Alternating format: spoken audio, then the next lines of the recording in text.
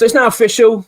It's all official. We knew it was done, but it's now, Graham Potter is now officially West Ham's new head coach, taken over from Julen Lopetegui. He's done his sort of videos of the club, the sort of standard stuff they do for the media. That's on the official website and all of that. Really worth checking out. And he's also done his press conference for the Aston Villa game tomorrow, which the majority of that was talking about his appointment and all that kind of stuff and excitement to be at West Ham. I mean, I'm going to be honest, right?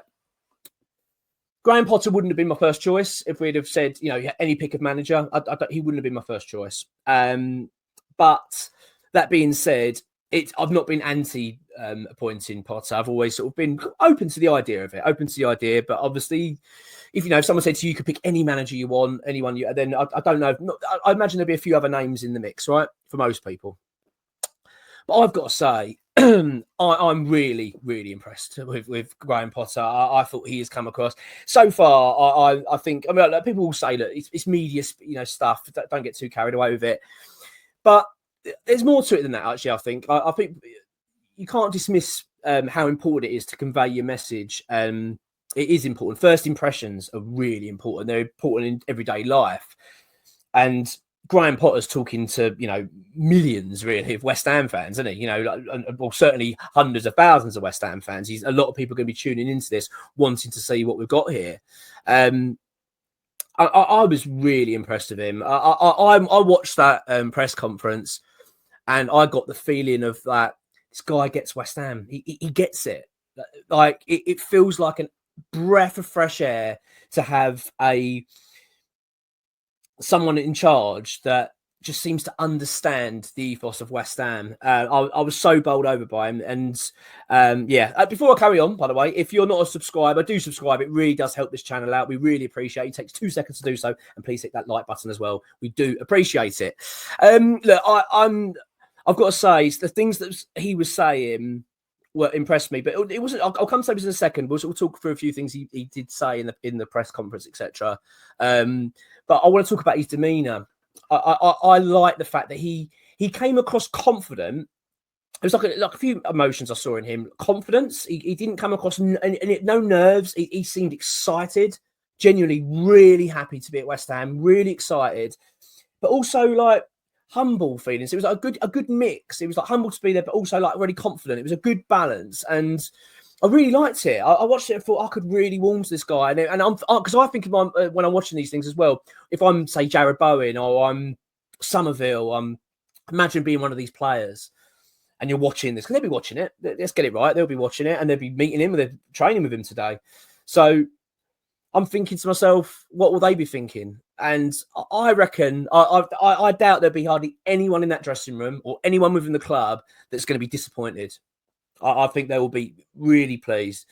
Steidton, maybe not so much, considering the fact that his future's looking a little bit bleak. That's another video, another time. I'm not going to talk about it today.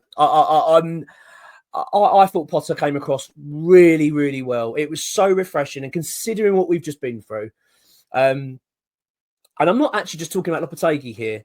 I found David Moyes at times difficult. He was quite stubborn, wasn't he, in his views? And at times, don't get me wrong, I a lot of time for David Moyes. I think what he did for this club was fantastic. I know he was divisive and people wanted him out, but I think for what he did at the time, I think you look back and that he will always be, in my eyes, remembered very fondly, David Moyes at West Ham.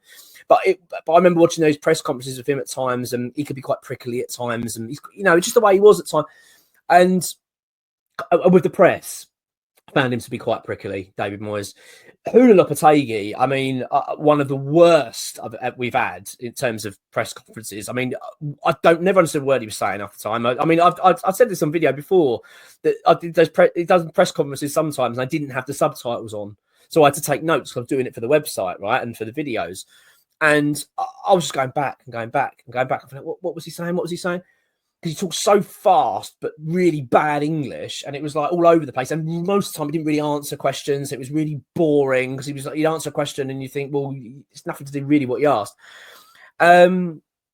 Potter, the polar opposite: clear, confident, charming. I mean, he was charming with the press. He was friendly. He knew them. You could sense it. He knew them all, and he even said, like, it felt like he was like really glad to be back back in football and really pleased to be at West Ham. I am absolutely buzzing. I'm not going to lie. And I don't think, do you know what? There's no shame in that. No shame in being excited for your football club and being optimistic and looking good. People will try and push you down. People will do that. And, oh, yeah, they'll get carried away. Oh, yeah, he'll be sacked in 6 months. You're going to get all that, right? From some people.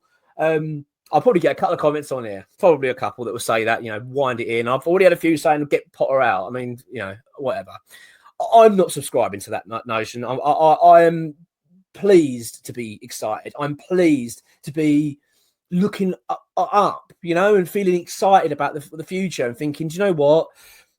I'm looking forward to this. I'm looking forward to this era at West Ham. I've got a feeling this is going to be a good fit. You can't predict the future. I can't predict how it's going to go. No, none of us can. But you just get that feeling.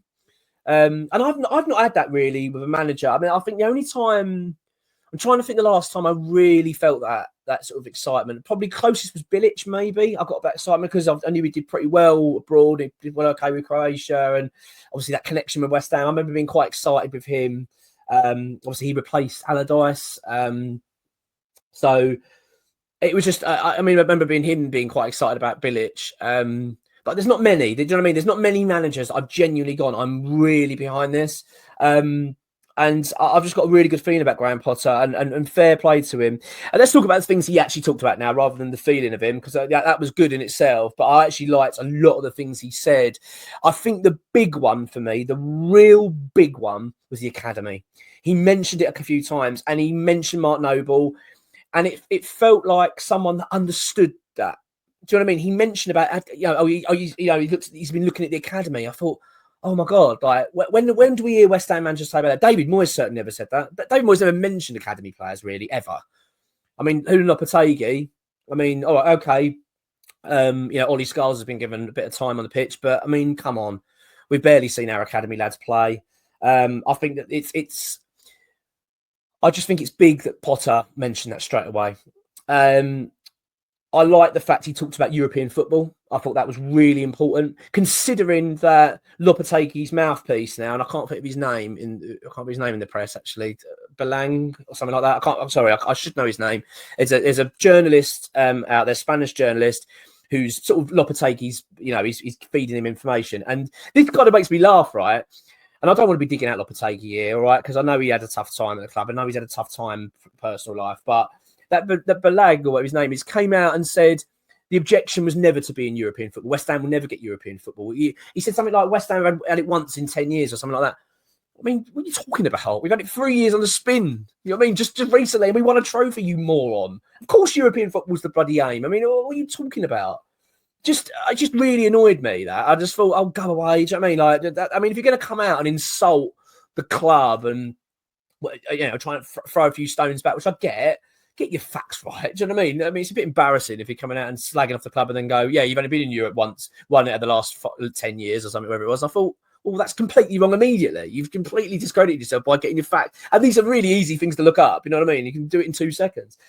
Shouldn't be getting wound up on this video. But yeah, it did annoy me a little bit. But then you got Potter coming out straight away. No, we want European football. Those European nights back at West Ham. I thought, here we go. This guy gets it straight away. European nights at West Ham. Yes, Graham, that's exactly what West Ham want to see. We want to go back there. That is the promised land for us, I thought that was really, really good of him. And I'm trying to think of the other things he mentioned. I mean, obviously, as I say, the academy was the real big one for me. Mentioned Mark Noble. And yeah, I'll tell you what it was as well. This is my final point. This is what I think was probably even bigger, possibly, was the fans. And saying that we're a demanding bunch, but passionate. But he likes it. So I like that they're demanding. I like that. You know what I mean? And that we're going to fight together. I just thought, I'm listening to this guy and watching this press conference, and I'm thinking, this is it. This is the guy we've been waiting for a long time. And this is not an unproven manager. This is not someone coming through the door. You're thinking, yeah, but he ain't done it at this level. He's done it at this level. All right. I'm not saying he's gone and won leagues, but he's done well. He knows the Premier League well enough. He plays good football as well. I'm really, really buzzing. And I'm certainly starting to feel, well, not starting, I am feeling a lot more optimistic about the future. I think he's got his hands, he's got his hands full with this season, let's be honest. I think we're going to do a little bit of work in the January transfer window. We've got a big video coming up regarding our transfer update. I'm trying to think now what that'll be. That'll probably be tomorrow, because later on we've got the preview for the Villa game. So it'll be the Villa preview and then it'll be the transfer one. But lots going on there, which is really interesting. That's from XWHU employees, so we'll talk about that a bit more then. I'm really, really happy with this. Honestly, I'm sure you can see from my, watching this video how happy I am. I don't want to get myself too carried away. I'm not sitting here going, oh, you know what, we're going to be top 6. I'm not thinking that. But I'll tell you what, I'm very confident, almost certain he will do a better job than Lopetegui. I can just, that sense you get from someone. He's just on it. He gets it. He gets the club. Oh, I'll tell you one thing I've thought about as well is the way he was talking about the fans and the passion and all that and demanding, but he loves it and that togetherness. And he talked about as well, like the idea of fans coming to the ground and knowing what they can expect to see. That sort of level of quality of football that the fans buy into it. Then we're all in it together. And I thought, do you know what that reminded me of? I'm sorry, I'm going off a tangent here. It reminded me of the season we finished 6th under Moyes. That was a Jesse Lingard season.